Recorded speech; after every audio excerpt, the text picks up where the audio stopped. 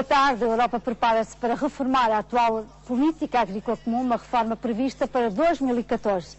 A Comissão Europeia deverá, antes do fim do ano, apresentar no Parlamento Europeu uma proposta de reforma da PAC, sendo que o Tratado de Lisboa reforça os poderes do Parlamento Europeu neste campo. A atual PAC termina a sua vigência em 2013, mas os agricultores europeus e os produtores de leite estão apreensivos com a nova reforma que deverá pôr fim, nomeadamente, às cotas leiteiras. Mas, Sr. Patrão Neves, antes de falar da reforma da política agrícola comum, vamos falar de batata transgénica. Hoje, no Parlamento Europeu, vários deputados questionaram o Presidente da Comissão sobre a decisão de deixar na Europa ser cultivada a batata transgénica. Alguns deles disseram que ela pode ser perigosa para a saúde. Qual é a sua posição?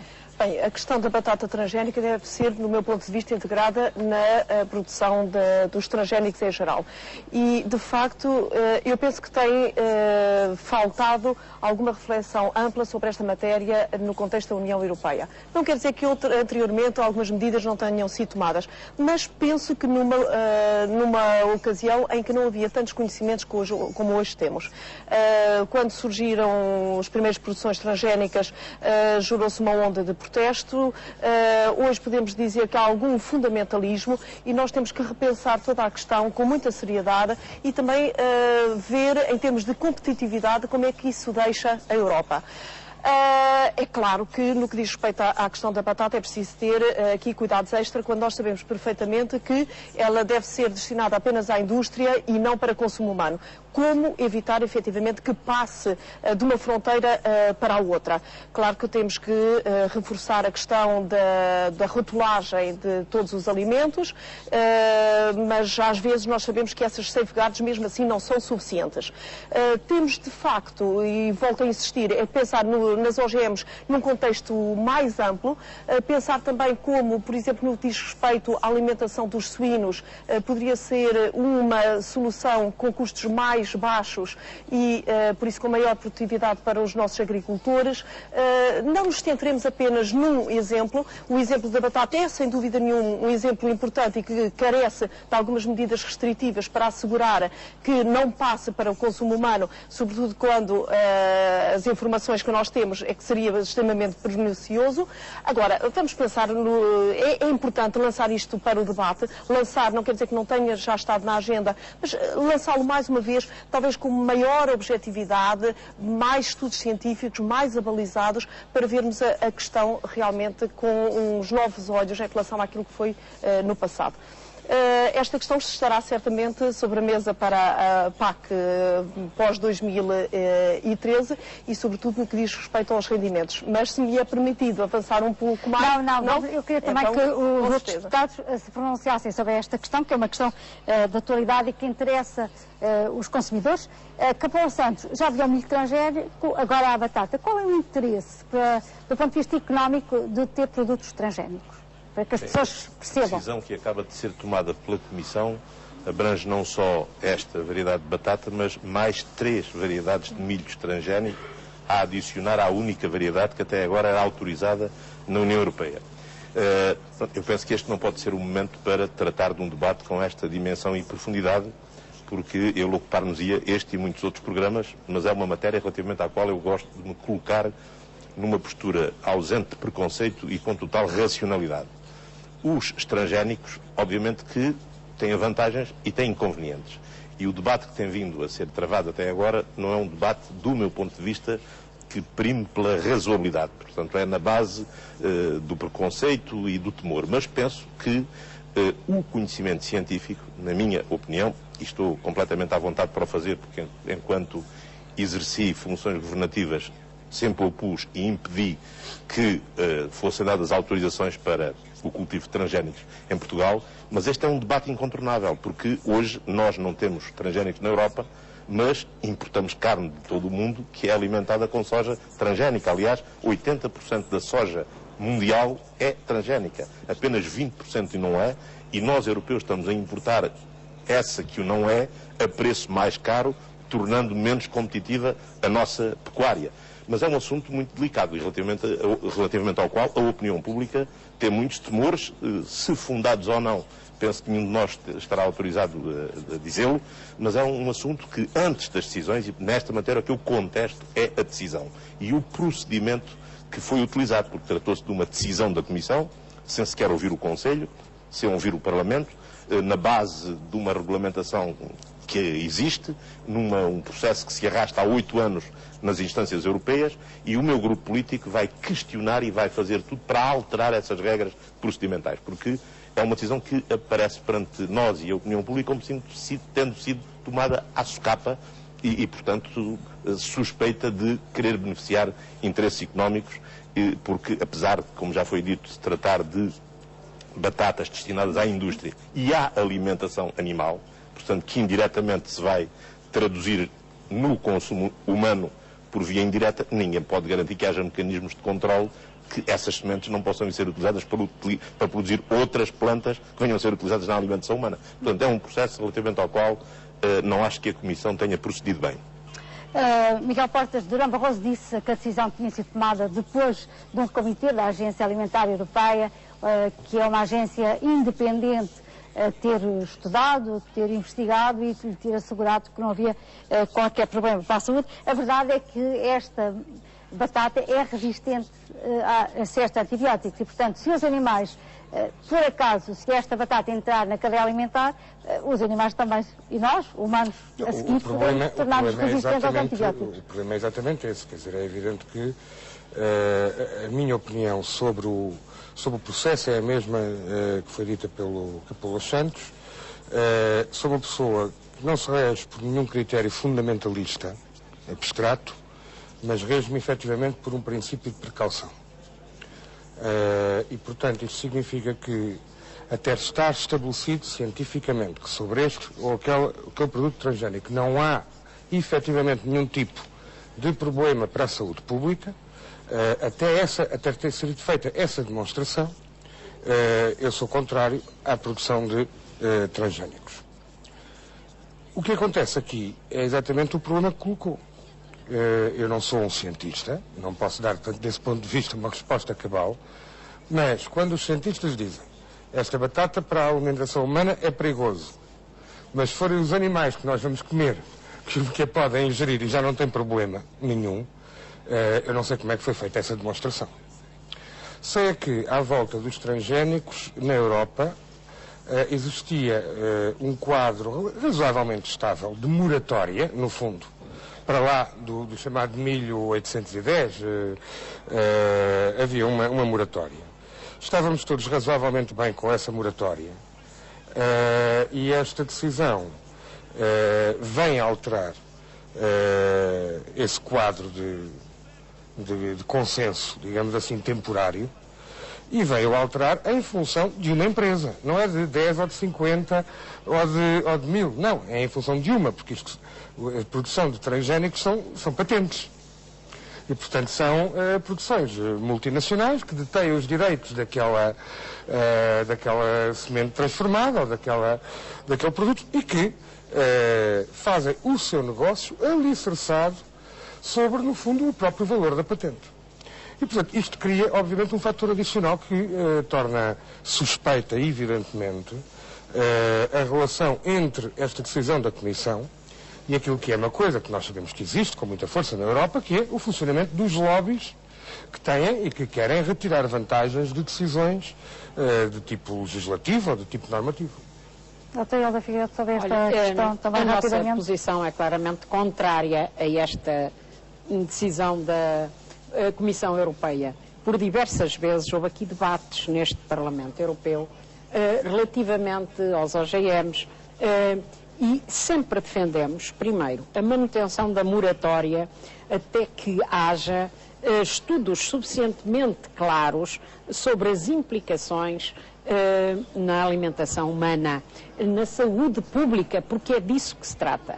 Mas, em segundo lugar, nós não podemos esquecer também que à volta disto existe o grande negócio das multinacionais que pretendem tornar dependentes dos seus interesses lucrativos os próprios pequenos e médios agricultores. e nós discordamos desta visão de uma agricultura apenas em função de grandes interesses de multinacionais do setor agroalimentar. Em terceiro lugar, de facto, está aqui em causa não só a batata, mas, como já foi dito também, outras variedades do milho. Está aqui em causa o futuro da agricultura tal como ela existiu na União Europeia até hoje. E isto é um símbolo do caminho que querem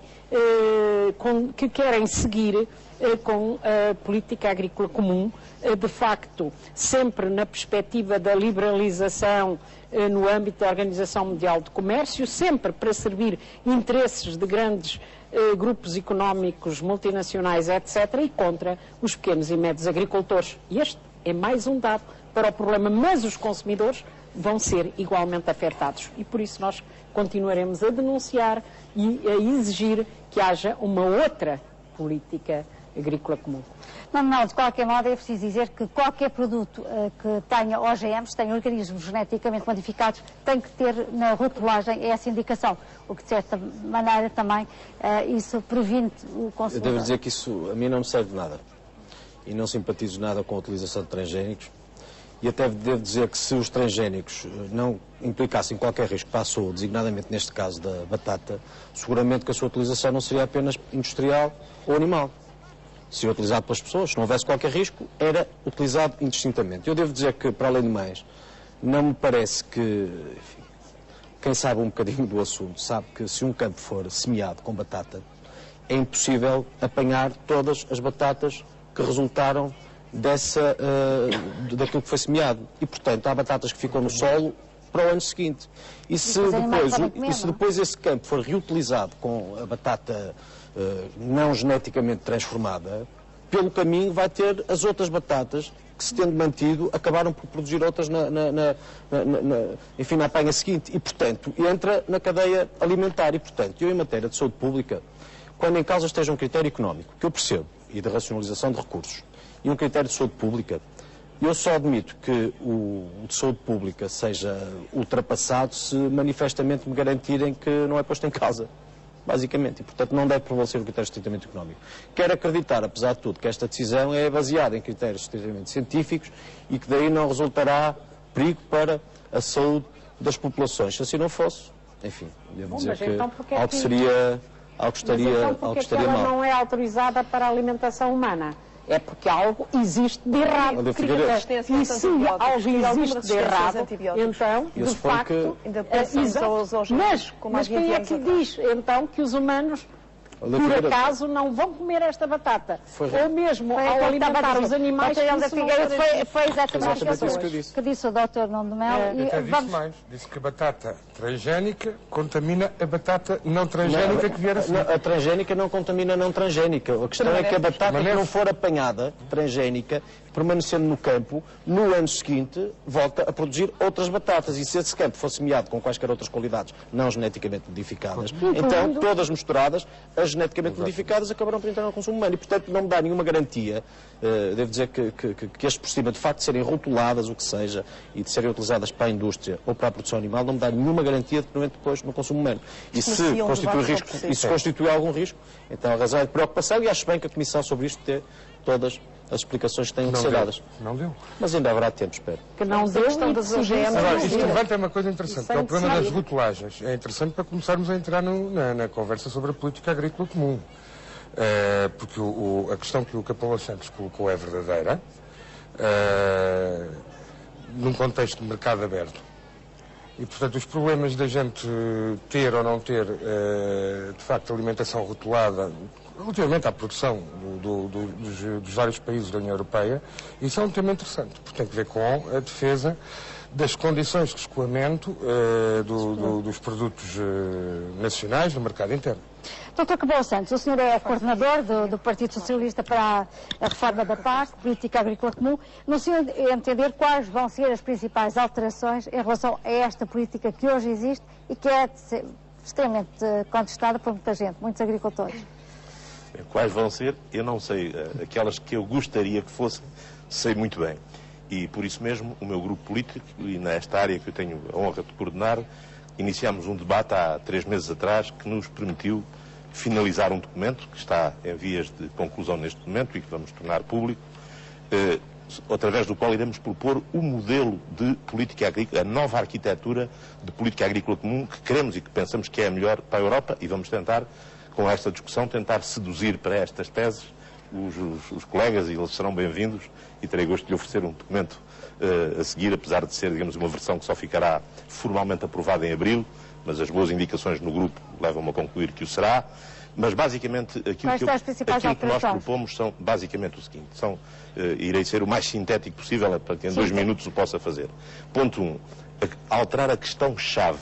A questão-chave é o critério de cálculo das ajudas para os agricultores. Nós propomos um modelo que acabe com a arquitetura atual, primeiro pilar, segundo pilar, que é uma confusão de medidas, e propomos uma nova arquitetura mais simples e de mais fácil aplicação, baseada, digamos, em 3 componentes distintas. Primeira componente, um sistema de pagamento aos agricultores. Não baseado nos antigos critérios, que eram critérios históricos de produção, ou seja, um agricultor recebe um valor igual àquilo que valia a produção que num determinado ano produzia, e propomos substituir esse critério por 2 outros. Critério ambiente e emprego. Ambiente porque uma agricultura sustentável deve ser remunerada e os agricultores devem ser compensados por isso, e emprego porque em contexto de crise económica e social quem contribui para o emprego deve ser discriminado positivamente por isso. E propomos um sistema de ajudas muito simples, por hectare, dividido em 3 escalões. Primeiro escalão, igual para todos os agricultores europeus, até um determinado número de hectares a fixar, e que, digamos, permitiria, deste ponto de vista, igualizar os apoios aos agricultores. E depois mais 2 escalões, que podem ser acumuláveis com o primeiro ou não. Um segundo escalão que visa dar uma ajuda também por hectare, beneficiando as regiões com handicaps específicos, as regiões de montanha, as regiões ultraperiféricas, outras. E um terceiro escalão que visa premiar a agricultura com graus particulares de exigência, como a agricultura biológica, por exemplo. Isto quer dizer que, de acordo com este quadro, uma exploração ou recebe só o de grau 1, se for uma exploração convencional, recebe o de grau 2 se for uma exploração convencional numa zona com handicaps, e pode receber mais o de grau 3 se tiver uma agricultura com particulares graus de exigência. Ajudas muito simples por hectares, atribuídas com base num contrato agroambiental com os agricultores. Segunda componente, propomos um sistema de regulação dos mercados. Isto é, um sistema que permita defender os agricultores da volatilidade dos preços, das oscilações do mercado e para prevenir e compensar em função de acidentes climatéricos, através, designadamente, do cofinanciamento comunitário de um sistema de seguros nacional. E uma terceira componente, para continuar a apoiar o investimento, seja o investimento nas explorações agrícolas, como eletrificações, plantações, sistemas de rega, etc., sejam investimentos coletivos, caminhos rurais, eletrificações, barragens, agroindústrias, e até o investimento para outras atividades, como o turismo rural, que possam diversificar a economia das zonas rurais. Em cima, este é o modelo, e propomos como uma linha básica fundamental. Ponto 1. Recusa de qualquer renacionalização da PAC, porque há uma grande tentação, sobretudo dos grandes Estados-membros, para deixar de contribuir para a PAC, mas serem autorizados a cofinanciar os seus agricultores, o que colocaria em condições de desigualdade os de um pequeno Estado, com problemas orçamentais, como acontece em tantos Estados, com os grandes. E, por outro lado, nessa recusa, e fiquei muito satisfeito por ter visto esse princípio aprovado no grupo, a recusa do cofinanciamento, ou seja, que uma política comum deve continuar a ser integralmente financiada pelo orçamento comunitário. Sr. Patrão Neves, das propostas socialistas, quais são as grandes divergências que o Partido Popular Europeu tem em relação à reforma da PAC? Eu tenho tido notícias, não só aquilo que acabei de ouvir pelo deputado Capolas Santos, mas também por aquilo que tem vindo a ser transmitido para fora das reuniões, tem tido mais ou menos ideia daquilo que são as propostas do Grupo Socialista. De uma forma muito breve, a minha maior preocupação e aqui a minha maior divergência é a não defesa intransigente do primeiro pilar. Pelas propostas que aqui ouvi... Vai explicar o que é o primeiro pilar, porque os nossos espectadores não percebem muito. é que nós neste momento temos uma PAC dividida em 2 pilares. Um primeiro pilar que tem a ver com as ajudas diretas à produção e por isso diz respeito efetivamente àquilo que é o essencial e que é o objetivo da agricultura, que é produzir bens alimentares, e um segundo pilar tem a ver com o desenvolvimento rural e onde se tem integrado até agora muitas das medidas agroambientais. Importante é perceber que no primeiro pilar nós temos um financiamento da União Europeia a 100% e que no segundo pilar nós temos cofinanciamento. Ora, sabemos também que no que diz respeito ao governo português, e aqui é lamentável que assim tenha acontecido, a modulação voluntária permitiu que nós tivéssemos um primeiro e segundo pilar praticamente muito equilibrados, com uma diferença muito pequena e o que é uma situação anómala em relação aos outros parceiros, aos outros Estados-membros. Quais são as implicações? É que, no fundo, as ajudas diretas do primeiro pilar vão ser reduzidas porque esse dinheiro passa para o segundo pilar e o segundo pilar exige cofinanciamento, o que significa que o Estado português tem que avançar também com o seu financiamento para isso. Por isso, o que é que eu queria aqui dizer daquilo que ouvi, e salvo melhor informação, aquilo que menos gosto é a não defesa intransigente da agricultura como, no primeiro pilar, como produtora de bens. Temos aqui muito a ideia de valorizar a agricultura a partir do ambiente, a partir do emprego. Isto vai muito na linha dos grupos de pressão que nós estamos a sentir neste momento. Nós sabemos que a renegociação da PAC 2013 já começou com estes lobbies a atuar muito fortemente. E estou a falar do tal non-paper da Comissão, que ninguém assume que existe e que está lá e que vai precisamente neste sentido, e também o documento que saiu há pouco de um grupo de cientistas e académicos, que também vai muito no sentido de uma agricultura que deve produzir bens públicos, esquecendo-se que o primeiro grande bem público da agricultura é a produção de bens alimentares. Mas não, os bens públicos agora são os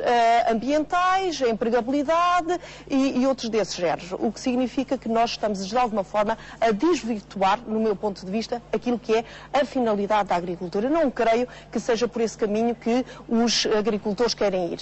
Este é um primeiro ponto de discórdia, mas também gostava de acentuar aqui um aspecto com o qual concordo inteiramente, já que, dadas as condicionalismos de tempo, se calhar não tenho mais tempo do que dizer aquilo que me parece essencial como crítica e que parece-me essencial como louvor e que, no fundo, tem vindo a ser partilhado por todos nós e, particularmente, em Portugal, ou seja, o rever o critério da distribuição das ajudas. Todos nós sabemos que Portugal tem sido fortemente penalizado pelos critérios atuais. O critério do hectare é um possível, o histórico reformulado será possível também, mas aqui eu queria deixar muito claro, parece-me que nós, Portugal, não deve entrar em qualquer tipo de negociação. E, aliás, deveria fazer este trabalho de casa muito bem feito e comunicar a nós todos deputados, para que todos nós, deputados portugueses, pudéssemos insistir no mesmo sentido. E o que é que eu quero dizer? Fazer o trabalho de casa, ver exatamente, contas no papel a preto e branco, qual seria o critério que poderia beneficiar melhor Portugal. Porque nós não podemos só dizer um critério por hectare e com vários escalões. Nós temos que ver, se aplicarmos esse critério, o que é que resulta para nós, em comparação com o que temos, em comparação com o que podemos ter. Se reformularmos o histórico, o que é que resulta para nós? E com as contas ali escritas no papel, aí nós vamos ver qual é o critério que mais nos beneficia e certamente estaríamos então todos de acordo em tentar fazer força para que fosse esse o critério a vingar. Muito mais haveria certamente a dizer sobre a PAC pós-2013. Nós também rejeitamos totalmente o cofinanciamento, a liberalização total, a liberalização para que estamos a avançar, a falta de regulamentação do mercado, a nacionalização, e aqui seremos, sem dúvida, muito fortes na nossa determinação contra estas medidas que estão efetivamente a acontecer. Fernanda, peço desculpa, deixe-me só desfazer 2 equívocos, porque houve 2 dificuldades.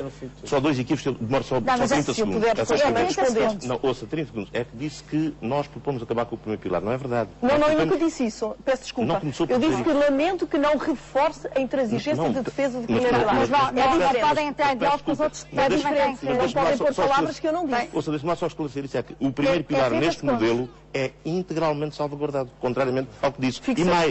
E tanto melhor que, assim for, como é metido neste pilar único, o que vem do segundo que é cofinanciado, e neste único propõe-se a ausência de cofinanciamento. Portanto, essas duas críticas Miguel não têm nenhuma razão. Sobre a reforma da política agrícola comum e também sobre em relação a Portugal. Nós temos atualmente, não é sustentável, a empresa que em 2008 mais dinheiro recebeu em Portugal da PAC, 10 milhões de euros, era uma empresa asturiana de leite. A Rainha Isabel II recebeu 500 mil euros. Em 2008, o Duque do Westminster, que é a 29ª fortuna do Mundial, também, coitadinho, recebeu 500 mil euros da PAC. Portanto, este tipo de PAC não nos serve. Tem que acabar. É que temos e tem que acabar. Dito isto, eu inclino muito para discutir a partir de uma base deste tipo.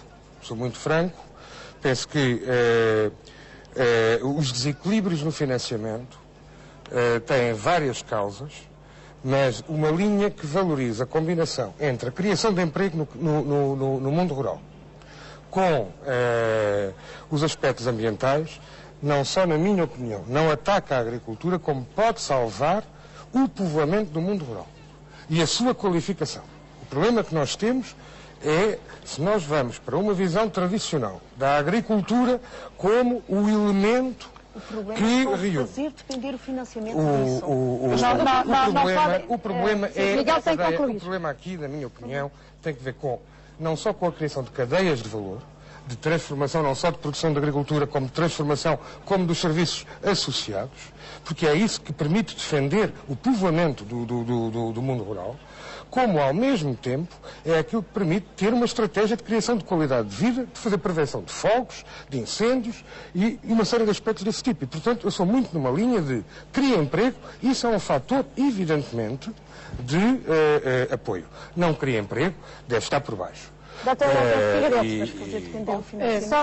Nós sempre nos opusemos a estas sucessivas alterações da política agrícola comum que têm vindo a agravar toda a justiça que havia e que estão a contribuir também com a aplicação depois errada ainda em Portugal, a agravar a destruição da agricultura portuguesa. Basta andar pelo interior do país, pelas zonas agrícolas, falar com agricultores para saber como algo está muito errado neste processo. Ora, atualmente o que se está a beneficiar é quem é dono da terra, não é quem produz, não é quem trabalha a terra. E esta é a posição mais errada que pode haver. E, portanto, nós dizemos, quem trabalha a terra deve ser o grande beneficiado dos apoios para a produção. E, portanto, os agricultores que estão a trabalhar a terra, que estão a produzir bens alimentares. A alimentação é algo de especial. A agricultura para a produção de bens alimentares, com todas as várias componentes, incluindo o leite, a carne, mas incluindo as frutas, o vinho, os legumes, os vários aspectos, desde que sejam produtos para a alimentação humana, são estratégicos.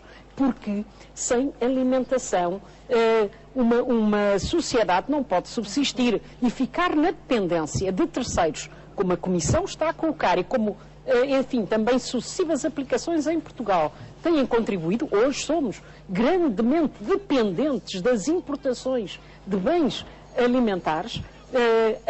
Cerca de 70% da alimentação em Portugal hoje é de bens importados, o que é inadmissível. A nossa balança comercial agravou-se e uma das razões é esta.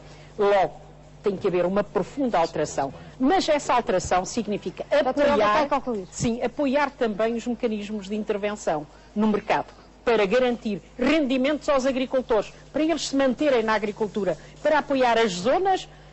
Só mais uma coisa, para apoiar as zonas que estão mais desprotegidas e também o programa, Dr. Nuno Melo também tem que e também incentivar os jovens agricultores, manter o sistema da cota do leite, manter a intervenção em toda a área para apoiar os agricultores. É algo de essencial para a defesa dos próprios consumidores.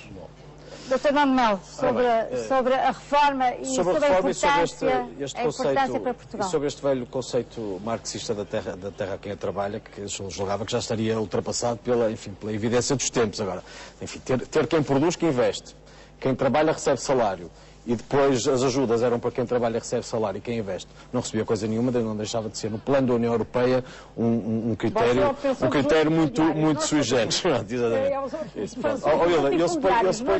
suponho que... Eu sou defensora da agricultura, dos pequenos e médios empresários... Eu, neste momento, já só sou defensor do meu tempo, Hilda Figueiredo. Eu já só não quero que coletivize o meu tempo. Portanto, me deixe falar, se faz favor, não é? Já que aqui chegamos. Bom, voltando à PAC, há muita coisa que aqui se joga. Eu suponho que a primeira preocupação que devemos ter tem que ver com um conceito estratégico para a agricultura na Europa, que tem que ser definido. Enfim, a Europa foi tendo diferentes preocupações, a PAC refletiu um tempo, e hoje percebemos desde logo quem defende desde logo uma redução do orçamento da PAC. O orçamento da PAC, que atualmente representa 40% do orçamento comunitário, mas devemos lembrar que já foram 80%. E seguramente que dos países que serão prejudicados com essa redução, se assim acontecer, os nórdicos defendem, por exemplo, um dos primeiros países será Portugal. Outros defendem a chamada renacionalização das políticas. É uma forma de contribuírem mesmo. Portanto, transferem para os países algumas políticas de agricultura que para já estão decididas centralizadamente. Isso também não ajuda nada seguramente a Portugal. E são tentativas de quem basicamente é contribuinte, e nós percebemos, mas num conceito que do plano agrícola não pode ser visto uniformemente, porque a agricultura não é igual em todos os países. E depois há aqueles que, como já foi dito, querem passar verbas ou tendem a passar verbas do primeiro pilar para o segundo pilar, e aí matam a nossa agricultura de subsistência. Totalmente. Porque a nossa agricultura de subsistência depende do primeiro pilar, ajudas diretas, não de ajudas à modernização, e eu penso, por exemplo, na minha região do Minho, que é basicamente agricultura de subsistência. Claro. Sim. Mas o critério do ambiente... Estou a falar do ponto de vista da União Europeia, de um modelo que será aprovado, que não necessariamente o modelo... O outro critério, do ponto de vista que a Maria do Céu defendia, não é possível depois da OMC. Nós já, a União Europeia não é... O outro aspecto tem que ver com o chamado reequilíbrio, com o chamado reequilíbrio entre países. Não é? E o reequilíbrio entre países, nós é bom que lembremos que se na verdade há uns que contribuem mais do que outros, é bom que lembremos que qualquer que seja o critério, por hectare, produção, por agricultor, Portugal recebe metade da Espanha, o que recebe metade da Espanha e um terço da Grécia. E, portanto, Portugal não é que servirá certamente para um quarto da Grécia. Portanto, não servirá certamente à custa de Portugal que esse reequilíbrio tem que ser feito. E, finalmente, só um aspecto perverso, e com isto termino, tem que ver com isto, quer dizer, mas por outro lado Portugal também não tem utilizado bem os fundos da União Europeia. E quem assim propõe também diz, bom, mas vocês querem mais fundos, Portugal quer mais fundos, mas não os aplica. E esse é o aspecto perverso de uma política recente da agricultura, que não é da responsabilidade do Centro, mas por exemplo do Ministro Jaime Silva, que refletiu um péssimo aproveitamento de fundos da União Europeia, e nisso um argumento contra Portugal, que eu espero que apesar de tudo possa ser debelado, e vamos ver o caminho que aqui isto nos leva. A modulação voluntária pelo Ministro Jaime Silva. Chegamos ao fim do programa Eurodeputado sobre a reforma da política agrícola comum, um tema ao qual nós voltamos certamente muito em breve. Até lá, fica bem, boa tarde.